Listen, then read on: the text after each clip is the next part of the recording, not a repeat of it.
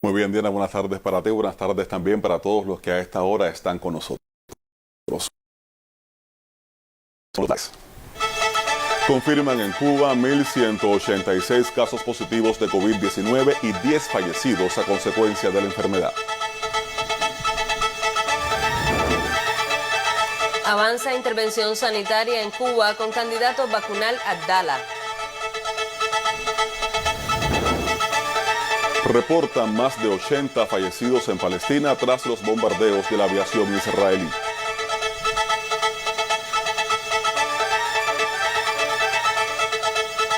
Comenzamos con las informaciones. Cuba lamenta hoy el fallecimiento de 10 personas por la COVID-19. En la jornada de ayer resultaron positivas 1.186 muestras, según trascendió en la conferencia habitual del Ministerio de Salud Pública. En la jornada se otorgaron 1.032 altas clínicas.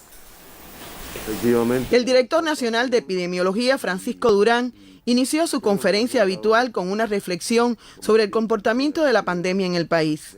Realmente es un virus muy contagioso, es un virus que con las nuevas cepas se ha vuelto, y ahí se ha explicado las razones de por qué es así, se ha vuelto más contagioso, con una capacidad mayor de reproducción y además con una evolución muy desfavorable en la mayor parte de los pacientes que adquieren la enfermedad.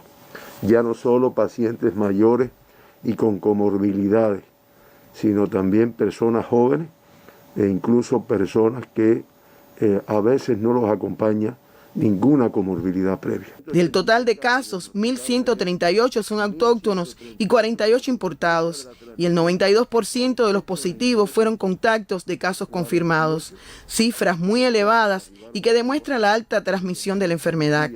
La provincia de La Habana continúa siendo la de mayor número del país, con 690 casos. Que el 95,5% de todos los casos confirmados en los últimos 15 días, por coger una referencia, porque este comportamiento pudiéramos referirlo a los últimos 4 meses, son de transmisión autóctona en nuestro propio territorio, no son precisamente casos importados. Otros datos a tener en cuenta de alto riesgo de transmisión son los casos positivos asintomáticos, con el 40,4%. De los diagnosticados, los segmentos de mayor riesgo mantienen una alta presencia. Pertenecen a menores de 2 años 173 pacientes, de ellos en edad pediátrica 160. Se mantienen reportados de graves 2 lactantes de 2 meses y un lactante de 36 días. De 20 a 39 años de edad, 385, de 40 a 59, 414 y más de 60, 214 casos. Se mantienen ingresados 6.234 pacientes y el 97,8% con evolución clínica estable. En las terapias se atienden 138 pacientes, 47 críticos y 91 graves. Hilda Suárez, Sistema Informativo de la Televisión Cubana. Y en los últimos 15 días, la provincia de Pinar del Río reporta un ascenso de casos positivos a la COVID-19, situación epidemiológica que alerta a varios municipios. La mayoría de los enfermos no muestran síntomas. Pinar del Río muestra un escenario desfavorable con el reporte de 62 casos positivos al cierre de este miércoles. Aunque en los meses más recientes la situación mostraba una tendencia a la disminución, en los últimos 15 días el ascenso a un total de 382 diagnosticados con la COVID-19 muestra una tasa de incidencia de 65,4 casos por 100.000 habitantes. Por encima de la media provincial están los municipios de Sandino, Mantua y La Palma, donde se incrementa el rigor por parte del Consejo de Defensa para corroborar los protocolos de actuación y las medidas de esta etapa epidemiológica. En la actualidad se trabaja en 111 controles de foco y en 2 eventos comunitarios localizados en los consejos populares de Isabel Rubio y Manuel Lazo, en los municipios de Guane y Sandino respectivamente. Al cierre de la información se identificaron 789 contactos, condición que exige el aumento de la vigilancia epidemiológica desde las áreas de salud para evitar una expansión mayor del virus en una provincia que comenzaba a diagnosticar pocos casos y que las indisciplinas de las últimas jornadas la hicieron retroceder en el control de la enfermedad. Desde Pinar del Río, Yoslaine Sánchez Arronte, Sistema Informativo de la Televisión Cubana. Las medidas aprobadas por el gobierno para elevar la producción de alimentos fueron detalladas en conferencia de prensa. Espere pormenores más adelante en este noticiero.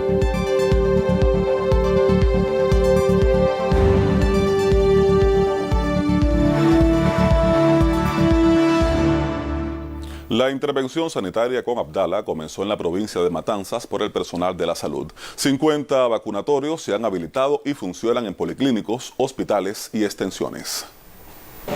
Para Lino Alfonso Suárez, jefe de enfermería de la Unidad de Cuidados Intensivos Emergentes del Hospital Universitario Comandante Faustino Pérez de Matanzas, el candidato vacunal Abdala llegó para aportar esperanza y salud. Estaba esperando hacía mucho tiempo ya esta vacunación, porque indiscutiblemente quien tenga un poco de conocimiento sabe que la inmunización es la que va a resolver el problema de toda esta situación que hay. Aparte de que se tomen todas las medidas de aislamiento, que se haga el lavado de manos, el uso de hipoclorito, todas estas cosas, si nosotros no logramos inmunizar a toda la población, no vamos a bajar la carga viral de este tan horrendo virus. Sin dudarlo, este profesional con más de 45 años de experiencia en la atención a pacientes graves y críticos puso su brazo para recibir la primera dosis. De esta manera comenzó la intervención sanitaria en la provincia de Matanzas, la cual permitirá inmunizar en este primer momento a 31.000 trabajadores del sector de la salud. Pienso que es un paso que hay que dar, porque lo primero que tenemos que dar el ejemplo a la población somos nosotros, para que la población le pierda el miedo a la vacuna, demostrarle que no pasa nada por ponerse la vacuna. El personal de la salud da el primer paso en esta intervención sanitaria con el candidato vacunal Abdala para apostar por la vida y ganarle la batalla a la COVID-19. Desde Matanzas, Eliane Taguas Merino, Sistema Informativo de la Televisión Cubana.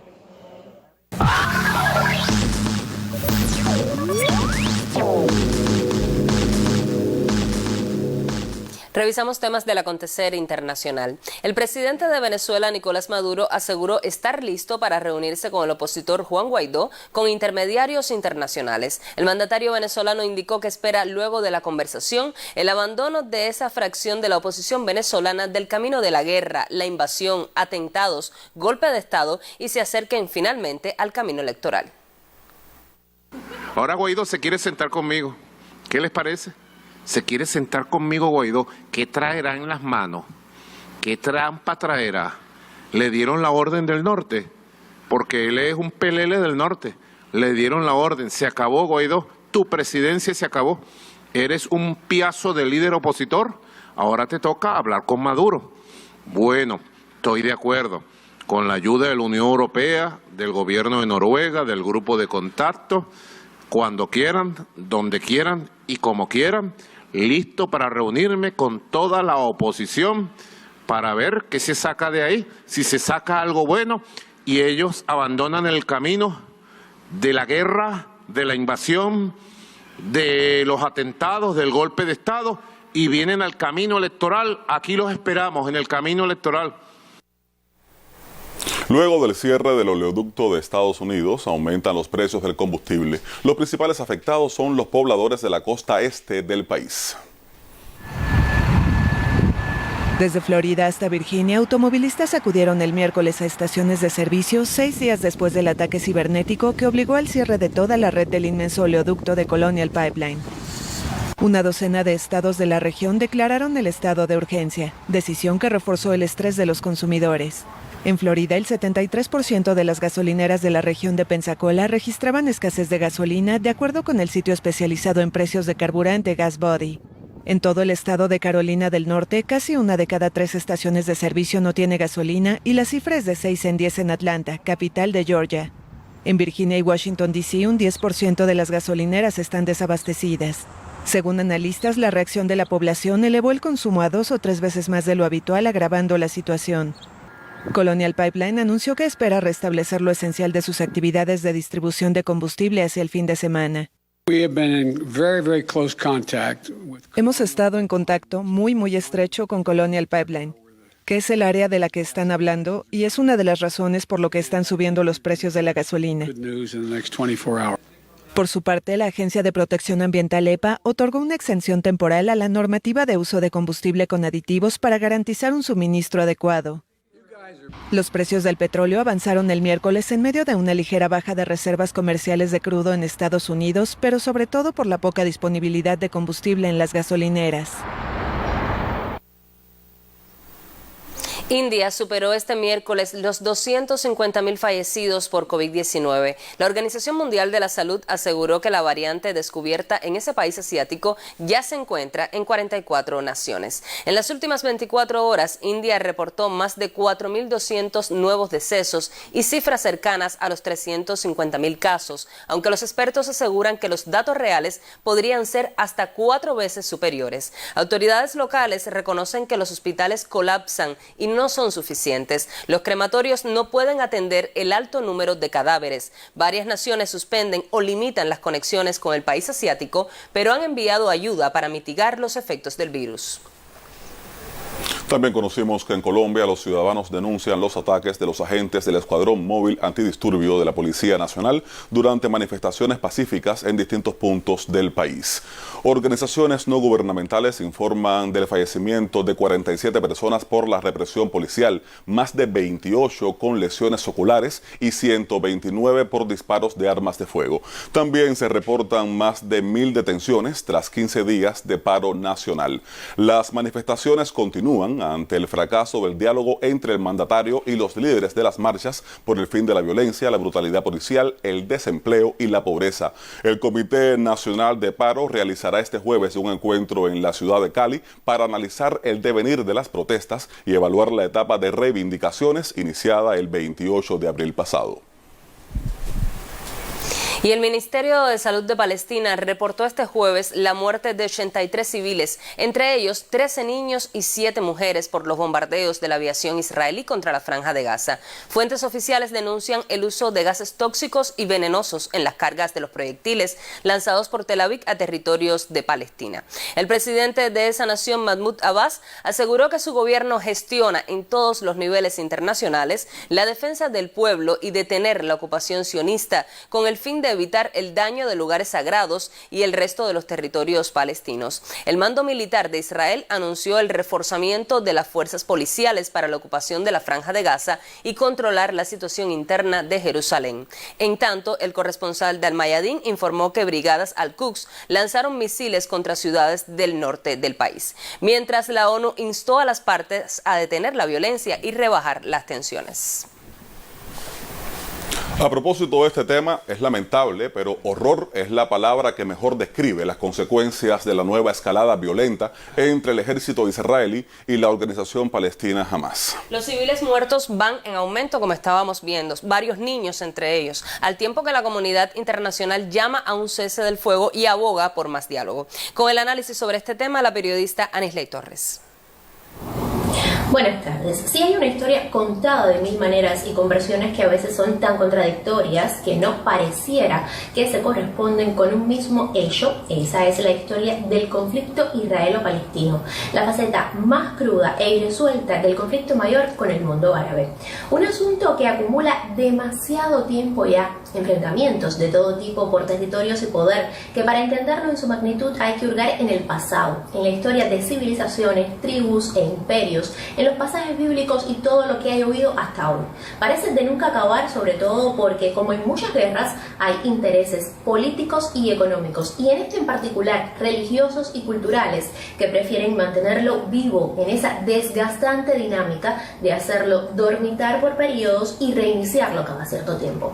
Lo alarmante en estos reinicios es que son verdaderamente sangrientos, explosivos, incendiarios, y ninguno de estos términos los estoy empleando a modo de metáfora. Son lo que se dice literales. Ahora estamos en uno de esos momentos en que queda a un lado la hibernación, sobre todo en cuanto al plano mediático, porque en la realidad, la cotidianidad de los palestinos, uno de los actores del conflicto y el que suele llevar la peor parte, poco conoce de paz aún en esos tiempos de aparente tregua y silencio dentro de la comunidad internacional.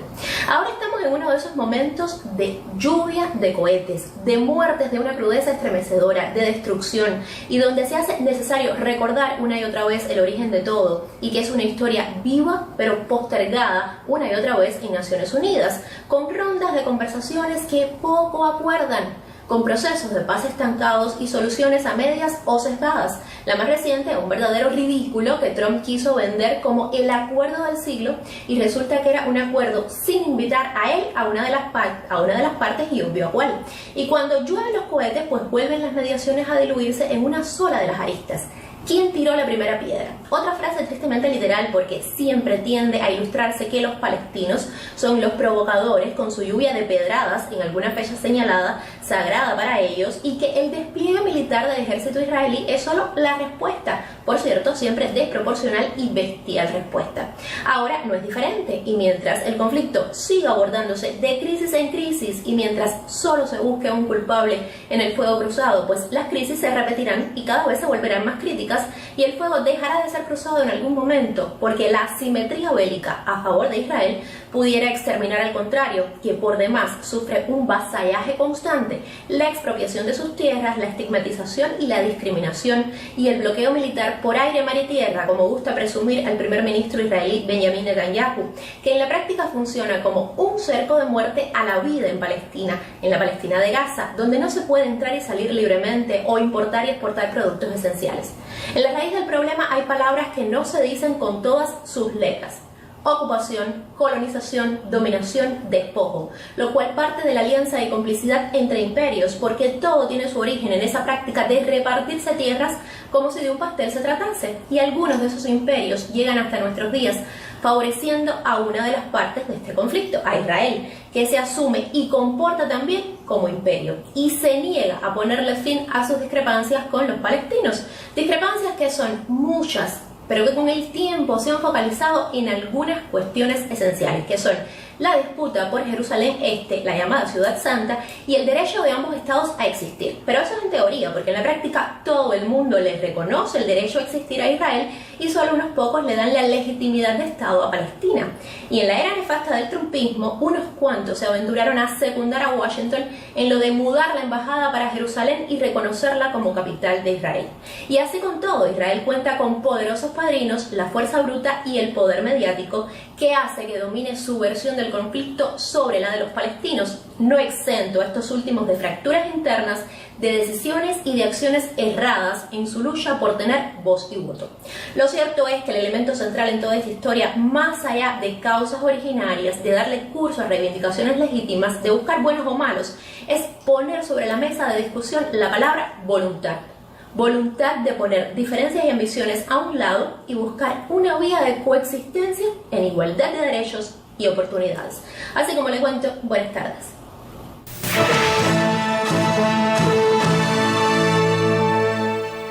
Este 12 de mayo, a causa de una metástasis múltiple, falleció el general de brigada de la Reserva Roberto García Ronquete a la edad de 73 años. García Ronquete participó en la campaña de alfabetización. En diciembre de 1963 se incorpora a las Fuerzas Armadas Revolucionarias como soldado. Durante el servicio militar general pasó un curso de formación de oficiales, graduándose en el año 1969.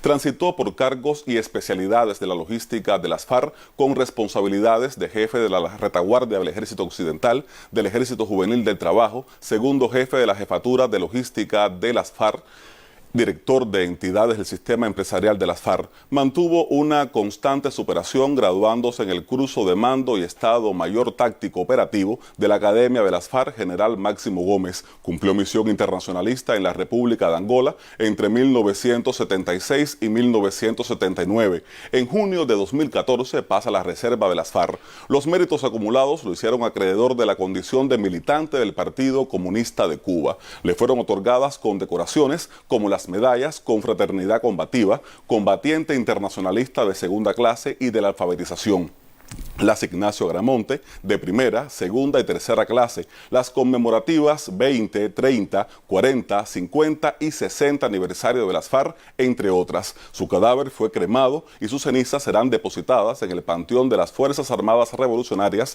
de la Necrópolis de Colón.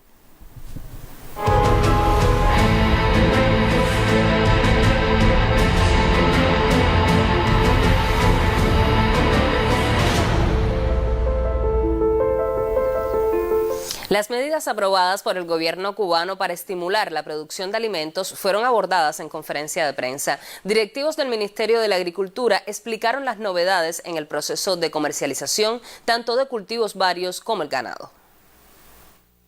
Entre las 63 medidas aprobadas por el gobierno para impulsar el desarrollo de la agricultura, no pocas apuntan a eliminar trabas que obstaculizan el proceso de comercialización. Que todos aquellos que quieran participar en la comercialización puedan participar, y con esta flexibilización tanto mayorista como minorista es un aspecto novedoso y que por supuesto nos ayuda a que la población tenga más acceso a todos estos productos agropecuarios y que incentive la comercialización. Decisivo será el papel de los comités de contratación que dirigen los gobiernos como representación del pueblo. Todos pueden opinar, no solo en el tema de cuál va a ser los destinos de las producciones, sino bueno, hasta el tema de los precios. Y en ese contexto tan amplio y tan diverso se puedan debatir sobre cuáles aspectos serían significativos a tener en consideración a la hora de formar un precio. Si alguien tiene una dificultad desde el punto de vista financiero para pagar una producción, entonces el productor puede tener posibilidad de vendérselo a otro de los factores que comercializan. Y yo creo que esto ayuda primero a eliminar las cuentas por pagar a los productores. Se aclara cuándo un productor puede comercializar libremente la leche y la carne vacuna. Como requisito para acceder a los beneficios de poder comercializar las producciones luego que cumplan los encargos estatales, tanto de leche como carne, es que las industrias con que contratan tienen que certificar individualmente a cada uno de los productores el cumplimiento de lo que contrataron con las mismas. Hasta ahora los productores individuales acopiaban la leche en termos refrigerados en centros de acopio y luego se tomaba la muestra para determinar la calidad. La prueba hay que hacerse individual a cada uno de los productores y por lo tanto el beneficio de esa o la penalización será individual a cada uno de los productores. Y importante que este pago de la leche se hace de forma, es decir, la muestra diaria. Se puntualiza que en el caso de la carne vacuna, el sacrificio para la venta liberada solo incluye animales machos o hembras que se demuestren no están aptas para la reproducción y siempre que el propietario registre crecimiento de su rebaño. Manolo Rodríguez Salas, Sistema Informativo de la Televisión Cubana. Como parte de la tarea de ordenamiento y los acuerdos aprobados en el 8º Congreso del Partido, en todas las bases productivas de Granma implementan acciones con el propósito de lograr mayores rendimientos.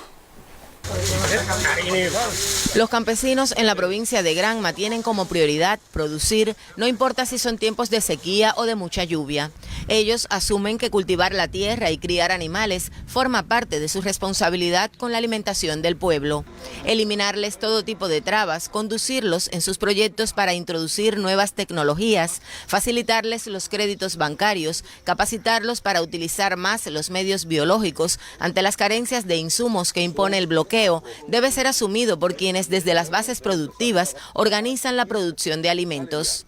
El desarrollo integral de las cooperativas, las nuevas formas de producción que establece la empresa estatal socialista con los usufructuarios, forman parte de las acciones que comienzan a implementarse en el territorio granmense, emanadas del 8º Congreso del partido, que permitirán concentrar el mayor esfuerzo en los programas de la economía.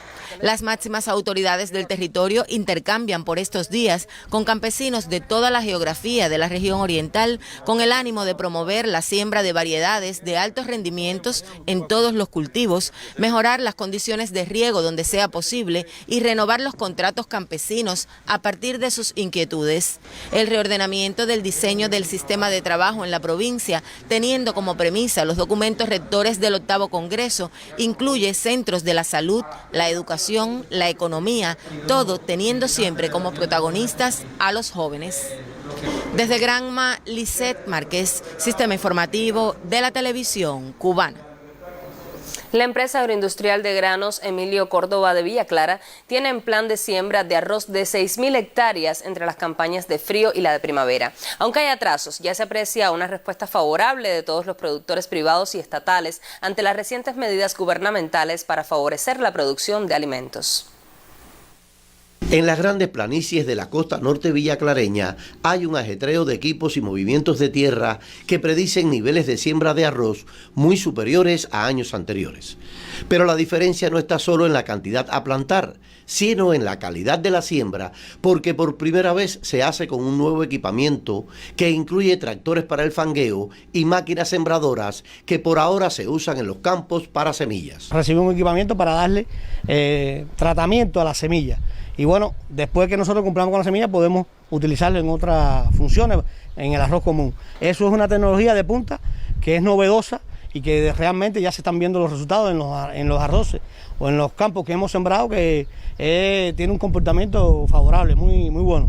Novedoso es también el sistema de roturación y posterior perfilado de los terrenos para la siembra, lo que permitirá un mejor aprovechamiento del agua y uniformidad en los campos de arroz. El año anterior nos mordió algo que no nos puede pasar este año, que es cuando llegaron las lluvias no pudimos sembrar arroz porque no teníamos tecnología. Este año tenemos la tecnología, es decir, tenemos la tecnología de la rueda fanguera y estamos preparándonos y estamos diqueando un nivel de campo para cuando lleguen las aguas, aún cuando se mantenga ese proceso invernal, nosotros poder sembrar arroz y cumplir el plan que tenemos comprometido con el país.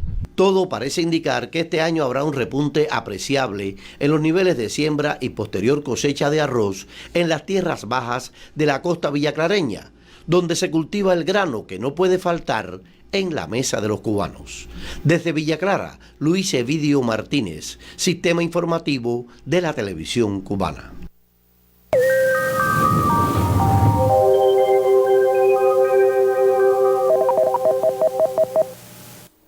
Muy buenas tardes. Este mes de mayo comenzó el periodo lluvioso en Cuba, una etapa donde es típica que en las tardes se generen chubascos, lluvias, tormentas eléctricas por el intenso calor que hay durante todo el día, por el incremento en la humedad, por los factores locales debido a las características físico-geográficas de los territorios y también por la propia inestabilidad vespertina. En las últimas horas el acumulado más significativo tuvo lugar en el embalse Anabanilla de Cienfuegos con 87 milímetros de precipitación y también en la estación meteorológica de Jagüey Grande, en este caso en Matanzas, con 63 milímetros. Hoy van a continuar similares las condiciones del tiempo sobre el Golfo de México. Hay una zona frontal que va a debilitarse en su avance hacia el este y en Cuba continuará otra jornada de muchísimo sol, pero en la tarde se nublará en algunas localidades del interior, principalmente desde Matanzas hacia el sur hasta la provincia de Granma, donde son posibles algunos chubascos y tormentas eléctricas. En la noche va a disminuir la nubosidad, también la probabilidad de precipitaciones, algunos nublados parciales y también la posibilidad de aisladas lluvias precisamente por la inestabilidad que se genere durante la tarde. El día será caluroso, temperaturas máximas de 32 y 35 grados Celsius, superiores en Granma y también en algunos puntos del interior de Occidente y Centro. En la noche va a permanecer ese calor con temperaturas de 24 y hasta 27 y 28 grados en las provincias del sur oriental. Los vientos serán variables débiles durante todo el día. Habrá oleaje en el norte oriental, poco oleaje en el resto de las costas, excepto en el norte de la región central, donde la mar estará tranquila. Así que ya usted sabe, otra jornada de muchísimo calor en toda Cuba y algunos chubascos y lluvias durante la tarde. Hasta aquí el tiempo. Gracias por la compañía. Como siempre le digo, cuídese mucho y tenga buen día.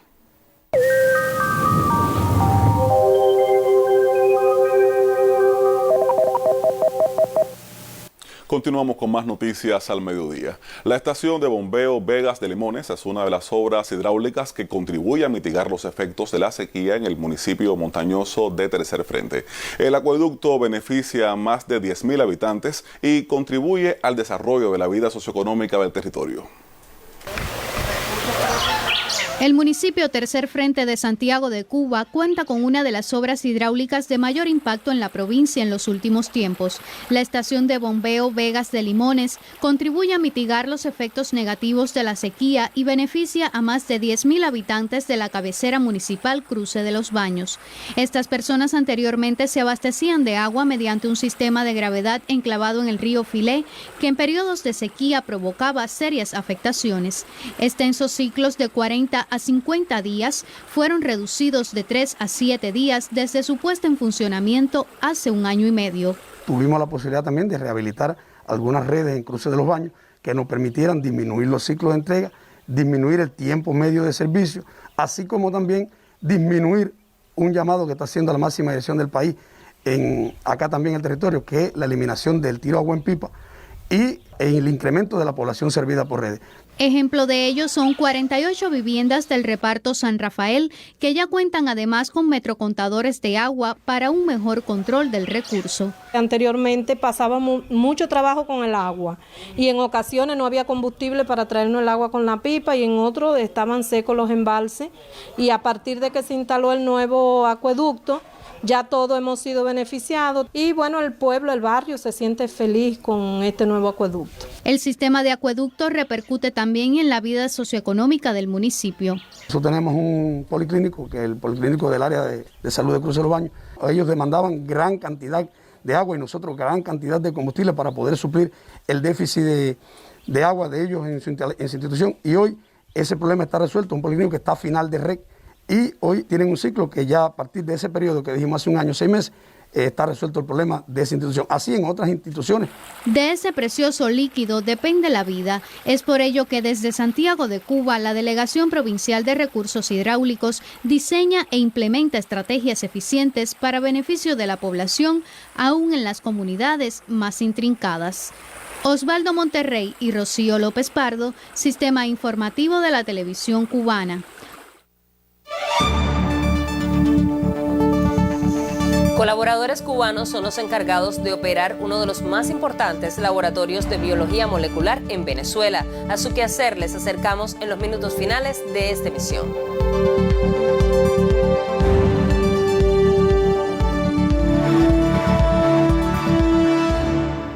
Desde el año 1979, Rebeca Rojas Reca labora en el sector de las comunicaciones. Esta mujer ha sabido superarse al propio tiempo que se perfeccionan las tecnologías.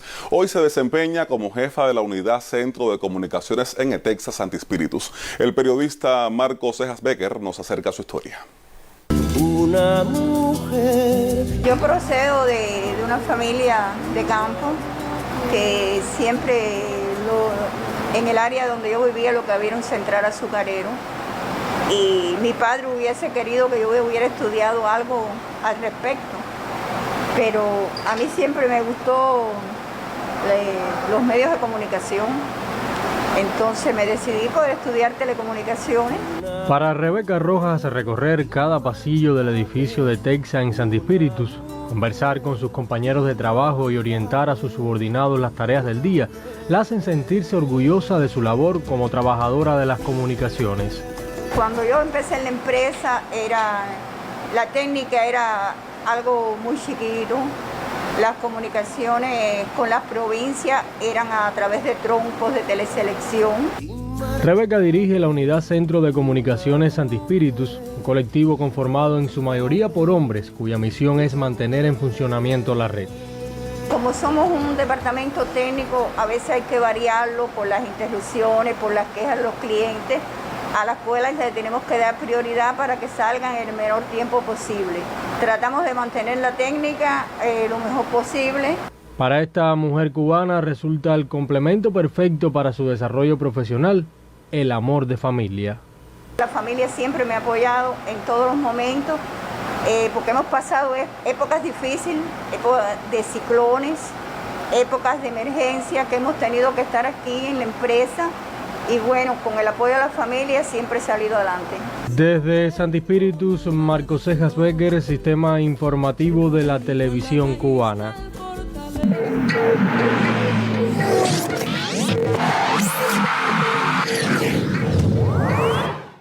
Buenas tardes. El primer secretario del Comité Central del Partido Comunista de Cuba y presidente de la República, Miguel Díaz-Canel Bermúdez, emitió sus condolencias ante el fallecimiento este miércoles del titular de la Federación Cubana de Béisbol, Higinio Vélez Carrión. Sigue cobrando valiosas vidas a la COVID-19, golpeando familias y sueños. Es lo que pienso al conocer la muerte de Higinio Vélez. Condolencias a su familia y compañeros, expresó Díaz-Canel en la red social Twitter. En la propia plataforma se pronunció también el presidente del INDER, Osvaldo Bento, y expresó: Higinio nunca reclamó elogios, afrontó con hidalguía los embates propios de las complejas misiones asumidas y derrochó pasión en cada una de ellas. Ejemplo de fidelidad y consagración. Por su parte, el titular del Comité Olímpico Cubano, Roberto León Richard, escribió en su red social: otra vez el dolor ante la pérdida de un compañero valioso. Su larga y comprometida trayectoria será inspiración permanente. Y sobre el fallecimiento de Higinio Vélez también se manifestó el presidente de la Confederación Mundial de Béisbol Softball, el italiano Riccardo Fraccari. Asimismo lo hizo el director ejecutivo de USA Baseball, Paul Seiler, el presidente de las pequeñas ligas internacionales, Steve Kinner, y el titular de la Federación Nicaragüense, Nemesio Porras. Igualmente se pronunciaron otros directivos del área con sus condolencias. Por su parte, la Preselección Nacional de Béisbol le rindió homenaje con un minuto de silencio antes de comenzar los entrenamientos de hoy. En el Estadio Victoria de Girón de Matanzas, los atletas que se preparan rumbo al preolímpico iniciaron la jornada con el tributo póstumo al director del Cuba en los 2 primeros clásicos mundiales y al federativo que condujo el proceso de contratación de nuestros atletas y las primeras conversaciones para materializar un acuerdo legal organizado con las grandes ligas. Antes de comenzar los entrenamientos, el colega Alejandro Castellanos obtuvo declaraciones de algunos atletas y entrenadores de la preselección. Hablar de Higinio es hablar de una personalidad del deporte en Cuba, sobre todo el béisbol, un hombre dedicado a esta actividad de muchos años, en el orden profesional con muchos resultados. Todos conocemos su historial por todo el cruzar de las series nacionales, así como por los eventos internacionales, incluyendo el clásico. En el orden personal tenía muy buenas relaciones con él, fue jefe mío en Italia muchos años y tuvimos las magníficas relaciones con él y con su familia. Yo pienso que ha sido una baja bien sensible para el béisbol. Lo conozco cuando comencé en el equipo nacional, fue mi primer manager del equipo nacional. Una trayectoria bien grande, casi 20 años conociéndolo. Pienso que una persona bien entregada a la causa del deporte y el béisbol en particular. En el plano personal teníamos las mejores relaciones y creo que es un dolor muy grande que se siente por esta tragedia que está sucediendo a nivel mundial y que nos afecta a todos, y en este caso nos ha tocado bien de cerca en estos últimos días. Muchas cosas que me enseñó con respecto al béisbol, sobre todo la parte de la cohesión. Era un hombre de mucho respeto, un hombre que amaba el béisbol, un hombre que se entregó completamente. Tenía muchas anécdotas en los juegos, no se estaba tranquilo, nunca vieron un Higinio sentado, siempre era dando paseitos, alertando, diciendo. Él tenía una frase muy importante que decía: esto es un equipo de hombres, no de nombres. Merece un respeto Higinio Vélez, más con todo lo que hizo por el béisbol, más con todas las contrataciones, siempre estuvo presente en las contrataciones en el béisbol y es una pérdida muy grande para nuestro béisbol, y así que se encontraba como jefe de la Federación Cubana, donde siempre que íbamos a eventos internacionales ponía de ejemplo varias anécdotas de peloteros grandes que estuvimos y siempre dando consejos positivos que sí podemos. Higinio, siempre habrá en el béisbol cubano un antes y después de Higinio Vélez. Higinio Vélez, a pesar de lo que la gente pudiera pensar de él, era un ser extremadamente sensible, un compañero, un padre, un amigo, y que de alguna manera nos ayudó. Bueno, y desde Santiago de Cuba, la colega Brita García también recogió impresiones de figuras destacadas del béisbol cubano, muy cercanas a Higinio Vélez.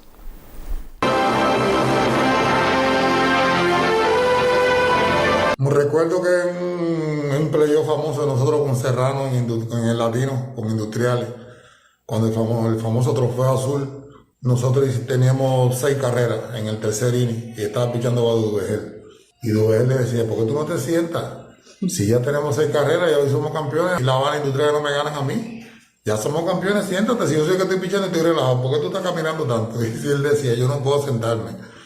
Si me siento, yo creo que tiembla todo el dogado. Y entonces Dubejel decía: pero cálmate, no mires para la pizarra, porque si miras para la pizarra parece que el juego no va a caminar. Ha sido lo más grande que ha pasado por mí, la presencia de Higinio Vélez como manager, como ser humano, exigente. Al recibir la noticia esa, sinceramente me he sentido mal. Parece que es una pérdida grande para el deporte en Cuba, para el mundo, para la familia y todo, porque eso ha sido un hombre siempre. Recalcar que fue uno de los dirigentes que muchos años tuvo al frente del béisbol en nuestro país, oriundo de nuestra provincia Santiago de Cuba, y que nunca ocultó su identidad por su equipo santiaguero.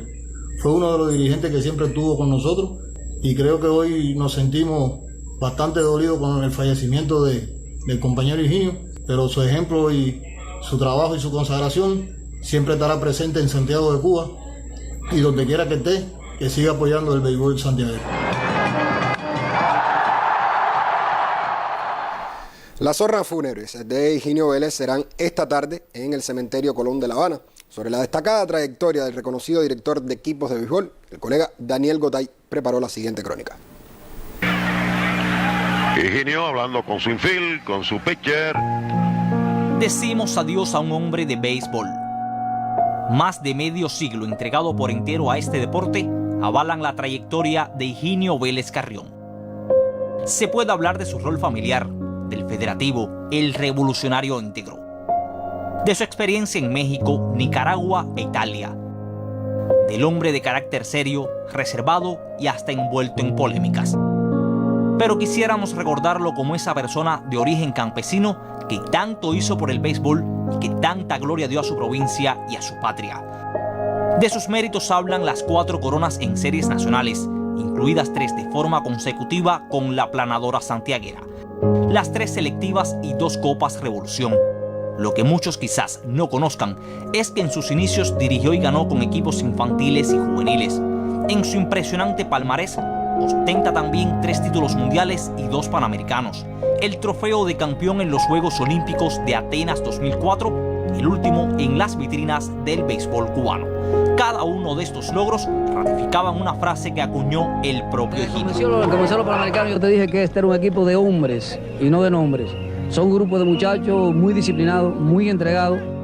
Por su reconocido prestigio y vasta experiencia, por su profundo conocimiento de béisbol, tuvo la responsabilidad de conducir las riendas de nuestra selección nacional en el primer Clásico Mundial, por mucho el evento de más alto nivel al que se enfrentarían los peloteros cubanos. Quisiéramos dedicarle este triunfo a nuestro gran manager, que no se equivocó cuando luchó porque su equipo estuviera aquí, que estuviéramos defendiendo a la patria, nunca se equivocó y no nos pidió que llegáramos donde estamos. Al contrario, nos pidió jueguen buen béisbol y demuestren qué son los cubanos. Higinio Vélez fue un director sumamente exitoso y sobre todo un trabajador incansable. Por eso al escribir la obra del béisbol cubano, estamos reconociendo su labor, porque en este deporte tejió su historia y dejó para siempre su huella. Daniel Gotay, Sistema Informativo de la Televisión Cubana. Finaliza así este segmento enteramente dedicado a Higinio Vélez a manera de homenaje. Buenas tardes. Una nueva resolución del Ministerio de Trabajo y Seguridad Social publicada en la Gaceta Oficial de la República de Cuba establece la organización salarial del sistema de la educación superior, que abarca a todos los trabajadores del sector. La resolución aprueba el incremento de los salarios de los cargos técnicos vinculados al proceso docente. El evento Mujer, Género y Familia 2021, auspiciado por la Universidad de Oriente, sesionará de forma virtual el 17 de mayo. La Agencia Cubana de Noticias informa que los debates se centrarán en la equidad de género y las manifestaciones de desigualdad persistentes en la sociedad cubana según textos científicos presentados por el Ministerio de Salud Pública y universidades del país. La Jefatura Nacional del Cuerpo de Guardabosques de Cuba confirmó que más de 3.500 hectáreas se incendiaron en lo que va de año, situación que coincide con el periodo poco lluvioso. Una parte considerable de los siniestros ocurrió en el occidente, Pinar del Río, Matanzas y Artemisa. El Cuerpo de Guardabosques de Cuba insiste en incrementar la percepción del riesgo para proteger la flora, la fauna y los recursos económicos. Rosana Rodríguez Ramos, Sistema Informativo de la Televisión Cubana. El número de casos positivos de COVID-19 en Camagüey continúa en aumento. Las autoridades provinciales trabajan para cortar la cadena de contagio. A más de un año de enfrentamiento a la pandemia de COVID-19 en toda Cuba, en Camagüey continúa un incremento del número de diagnosticados con COVID-19. Si bien a inicios de abril se mostraba cierta reducción en el número de casos positivos, hoy la situación no es la misma. Al menos unos 10 días más en los cuales, a partir de la situación de transmisión que tenemos en varios municipios, se nos mantenga con un diagnóstico diario por encima de los 30 los 30 casos. En todo el año se han procesado unas 97.000 muestras de PCR en la provincia y el grupo etario más afectado con el SARS-CoV-2 es el de 26 a 40 años. Los municipios que siguen afectando con mayor cuantía en la provincia sigue siendo el municipio de Camagüey, el municipio de Camagüey que hoy tiene una tasa de 96,8 por cada 100.000 habitantes y tiene la segunda tasa más alta de la provincia. Por cuanto el municipio de Florida, que tiene menos población, aun cuando tiene menos casos autóctonos en activo, pero por tener menos población tiene la tasa más alta de la provincia con 126,1. La intervención sanitaria con el candidato vacunal Abdala se desarrolla en tierra gramontina con eficiencia, recibiendo la primera dosis del fármaco más de 5.000 trabajadores de la salud y estudiantes de especialidades médicas a diario. Recordar que son todos los trabajadores que puedan ser incluidos, que no tengan criterios de exclusión y particularmente que no les haya dado la enfermedad, que recibirían otra modalidad, y todos los estudiantes de todos los años y de todas las especialidades médicas. La compleja situación epidemiológica del territorio agramontino requiere más que nunca de la responsabilidad de la población e instituciones para superarla, justo cuando Abdala está siendo suministrada al personal de salud pública. En Camagüey, Yeter Palmero, Sistema Informativo de la Televisión Cubana.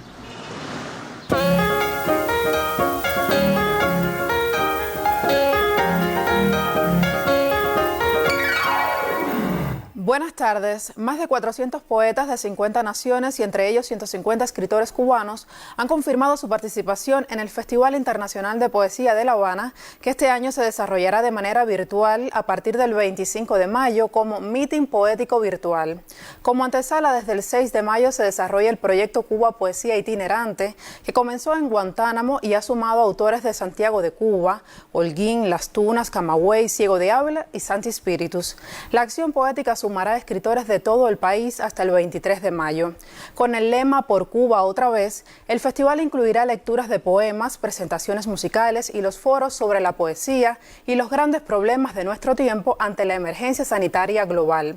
Por estos días, el Meeting Poético Virtual de La Habana suma a su prólogo itinerante una necesaria acción solidaria con Colombia, difundiendo materiales de los poetas de esa tierra y de otras regiones del mundo en solidaridad con el pueblo colombiano.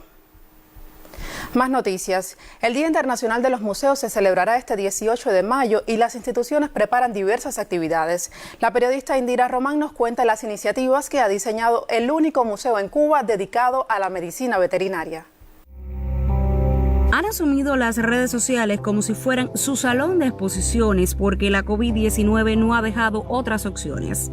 Desde su página en Facebook, el primer Museo Nacional de la Medicina Veterinaria, Dr. Antonio Martínez Arredondo, da a conocer los hechos más trascendentales relacionados con la temática, por qué un 10 de abril se celebra el Día del Veterinario, cuál es la historia de la vaca ubre blanca y su récord, o por qué lleva el nombre del hipólogo más importante de Cuba.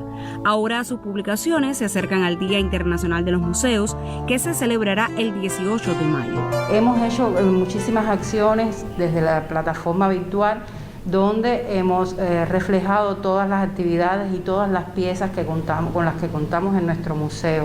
También hemos hecho exposiciones virtuales de estas mismas piezas, en particular cada una con su historia, de dónde vinieron, quién las donó. Una de las razones por la que el 18 de mayo fue declarado Día Internacional de los Museos fue para preservar el rol de ellos como sitios imprescindibles en la preservación del patrimonio y la memoria colectiva, y trabaja en función de ello. En primer lugar, porque se han recortado un grupo de cosas que realmente estaban casi olvidadas ya, y que hemos ido recuperando a través de piezas y también a través de narrativas que han hecho muchos de los héroes anónimos que ha tenido la medicina veterinaria en Cuba en el desarrollo de la ganadería. Incluso hemos rescatado fotos y documentación de muchas cosas que pasaron ante el triunfo de la revolución en nuestra asociación, y realmente este es un espacio adecuado para volver a recordar esas cosas. En tiempos de COVID-19 no han detenido su trabajo. Hoy laboran en la clasificación de piezas que han sido donadas y preparan una exposición virtual dedicada a la veterinaria y el patrimonio. También proponemos desde esta plataforma virtual una exposición que veníamos coordinando hace mucho tiempo con el Centro Provincial de Patrimonio a través del ente artístico, que es un concurso de patrimonio de La Habana, también desde el punto de vista patrimonial, pero reflejando la historia de la veterinaria, y se creó la exposición Patrimonio Veterinaria, un futuro diferente, para dar a conocer muchas de estas piezas y dar a conocer también cómo ven las personas de la veterinaria desde patrimonio. Este es el único museo de medicina veterinaria que existe en Cuba. Ubicado en el Vedado Habanero, fue una idea de la Asociación Nacional de Medicina Veterinaria Filial La Habana, con el objetivo de salvaguardar y dar a conocer este patrimonio. Indira Román, Sistema Informativo de la Televisión Cubana. El taller regional de colecciones y piezas museables se desarrolla de manera virtual en la provincia de Las Tunas como parte de la jornada de celebraciones por el Día Internacional de los Museos.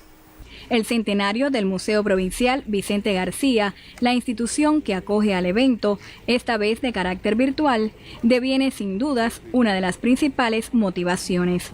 Se promocionan en la ocasión muchos de los fondos que se atesoran en las salas del Vicente García. Aún en este contexto de pandemia, nosotros seguimos apostando por nuestro evento porque es un espacio para el intercambio entre los profesionales del museo acerca de las colecciones y piezas museables.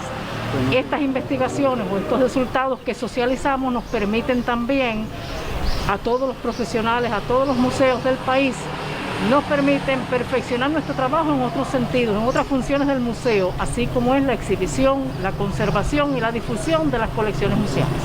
La historia llega de esta manera más allá de los visitantes al inmueble. La plataforma virtual se convierte otra vez en una aliada ideal de la difusión de la memoria nacional. En Las Tunas, Gualdina Almaguer y Anibis Navarta, Sistema Informativo de la Televisión Cubana. Y el cantante dominicano José Alberto El Canario estrenó en plataformas digitales el primer sencillo de su nuevo disco, donde lo acompañan músicos cubanos. Rodando por el mundo se nombra este tema, disponible en el canal oficial de YouTube del artista. Con este mismo nombre verá la luz próximamente la más reciente producción discográfica de El Canario. Se trata de un fonograma dedicado al bolero y Cuba fue esencial para la realización del disco, pues en él participan las agrupaciones santiagueras Azabache y Los Guanches, el trovador Alejandro Almenares, y contó con la colaboración del Magic Sax Quartet junto a músicos de la Orquesta Sinfónica de Oriente. Y sin poder llorar. Y así finalizan las notas culturales. Buenas tardes. También para ti, Esther. Y ya lo adelantábamos, el Laboratorio de Biología Molecular de Guarenas es el único de su tipo en Venezuela donde la totalidad de su colectivo pertenece a la misión médica cubana. Los especialistas que allí laboran fueron reconocidos por sus aportes al enfrentamiento a la COVID-19.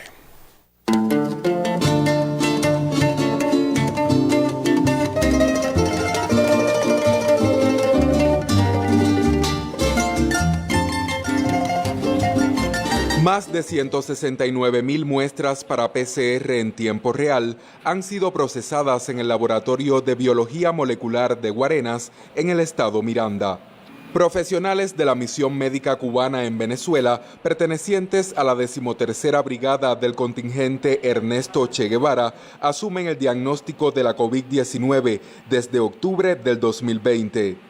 Por su contribución al enfrentamiento a la pandemia en este país suramericano, los especialistas del laboratorio merecieron distinciones y reconocimientos, un estímulo a una labor imprescindible para evitar la propagación de la enfermedad.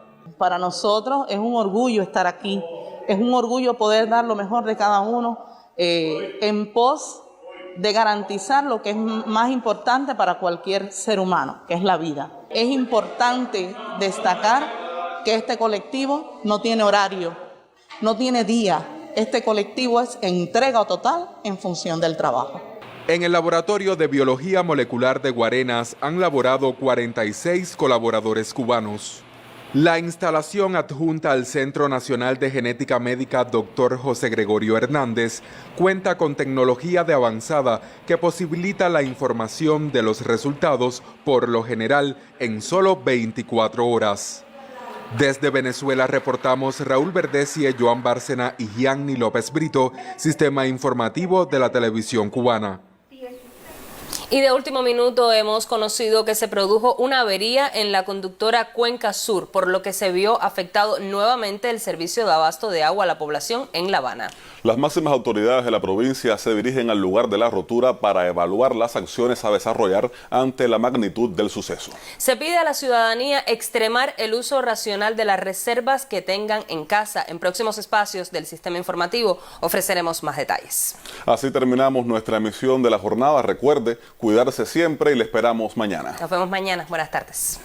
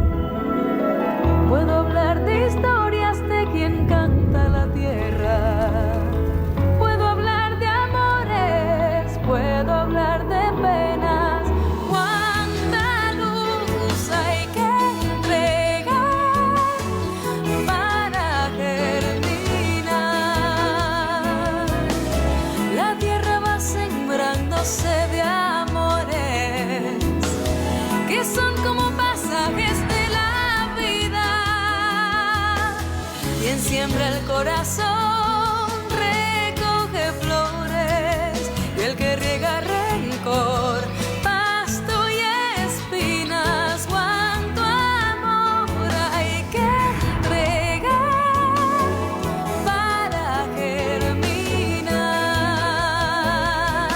Y la lluvia como un beso sutil, los amores van regando la esperanza. Cuánta luz hay que entregar para germinar.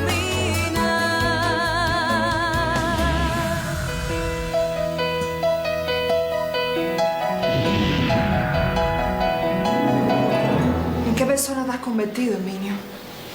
¿Qué tú querías, chica? ¿Que lo llevara hasta el cuarto también? Estás cruzando el límite. No, el límite lo cruzó tu amiguito cuando se apareció aquí en la puerta de mi casa a preguntarme a mí, tu marido, cómo te había ido en La Habana. Gustavo solo estaba preocupándose por mí. Ah, bueno, ya, Celia, que todo el mundo sabe que ese tipo está loco por ti. Mira, no le rompí la cara ahí porque apareciste tú. Te he dicho un montón de veces que Gustavo es mi mejor amigo. Y si vino aquí fue porque estaba preocupado por mí. Por eso me molesta muchísimo que haya sido tan grosero con él. Ah, porque tú me vas a echar a mí para defender a ese... Ese se llama Gustavo, Herminio. Y no te voy a permitir que le siga faltando el respeto, ni a él ni a Aimé, ni a ninguna de las personas que se preocupan por mí mucho más que tú. Vine de La Habana con muchas esperanzas y lo más probable es que tenga que regresar la semana que viene. Voy a operarme, Herminio, voy a luchar por tener a mi hijo y si tú decides no atenderte, es tu problema. Estoy cansada de que tu desinterés destruya todos mis planes. Y si algo bueno aprendí en estos días, es que puedo andar sola por la vida.